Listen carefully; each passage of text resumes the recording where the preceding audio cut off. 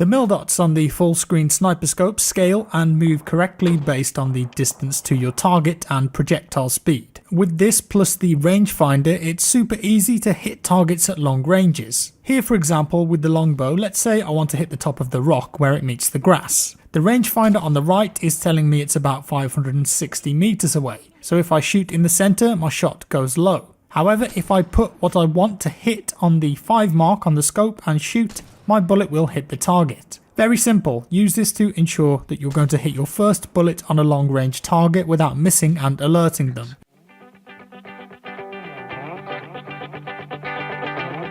You may have found the Prowler PDW but instantly dismissed its value because by default it's a 5-round burst gun, and not many people like burst guns, especially for close range. However, if you manage to find the Hopper Select Fire Receiver attachment, you can enable full auto on this baby, and trust me, it shreds at close range and uses heavy ammo. It packs a real punch. Consider trying it out with the Hopper if you're lucky enough to find one. It might quickly become your new favourite primary weapon.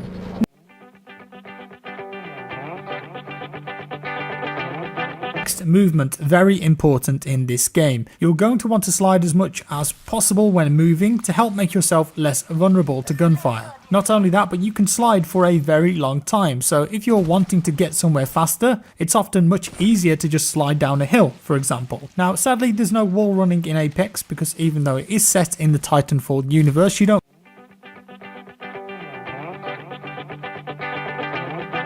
landing on the supply ship right at the start of the game, whether it's in mid-air or already on the ground, can net you with some very strong loot from the get-go. Consider dropping onto these ships at the start, but be careful, they tend to be hot drops as many people go for them. Risk, reward, you choose. Really need or want an item or attachment, piece of armor, whatever it is, open your inventory, highlight it and ping it. This will call out to your teammates. Works for ammo too. I just like to hear Pathfinder's voice though. I need a barrel mod. I need optics. I need optics. I need a body shield.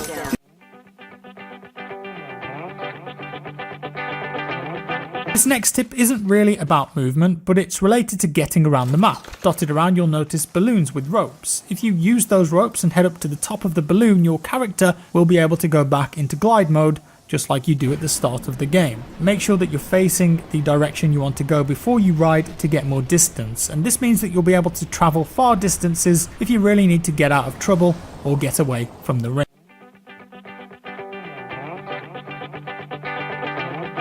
I'd also recommend going into the options and changing the damage number setting under gameplay. Put it to floating. I think honestly it makes a big difference. This way you will get a number with each hit rather than a cumulative number.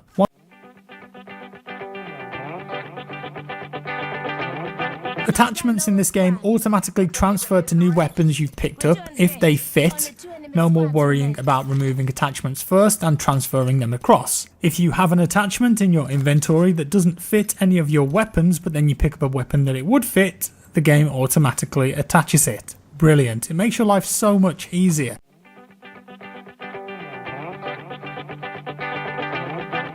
One of the best features about Apex is the contextual ping system, so make sure you use it as much as possible. With this you can put down a simple marker, say to suggest an area to go to teammates, but it's way more than that. Hit the ping button on a supply box and it will tell your teammates where it is. Ping that same supply box that happens to be opened and the game will instead tell your teammates that it's been opened, so it's best to watch out. You can ping individual items on the ground as well, so for instance there may be a piece of armor or a weapon on the ground that you can directly ping and it will show up for your teammates. As well as that, you can use it to tell teammates where enemies are. Double tap the button and it automatically changes the ping to a red one to alert teammates to enemy locations.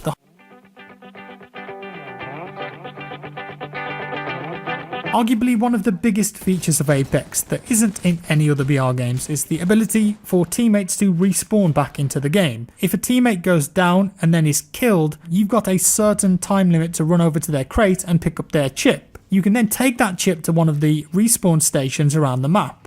they're green on the map. Your teammate will then respawn back in on a dropship, but they won't have any of their gear and they will need to loot again. Each respawn station can only be used once. However, if 2 of your teammates die and you pick up both of their chips, you can use one station to revive them both at the same time.